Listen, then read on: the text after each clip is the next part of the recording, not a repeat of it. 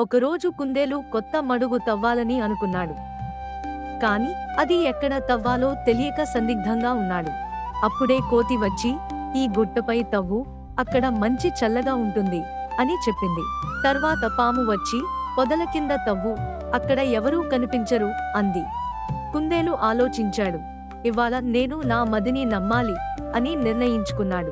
తనకు నచ్చిన చోట కుందేలు మడుగు తవ్వడం ప్రారంభించాడు. అది చాలా బాగుండి నిశ్చింతగా ఉండగలిగాడు. చివరకు కుందేలు సంతోషంగా తన మడుగులో నివసించాడు. తనను నమ్మినవాడే నిజమైన విజేత అని గుర్తుపెట్టుకున్నాడు. మరొక కథ. స్నేహితుల నిజ స్వభావం. అటవిలో ఒక రోజు పులి, నక్క, సింహం, ఆవు కలిసి ప్రయాణం మొదలుపెట్టాయి.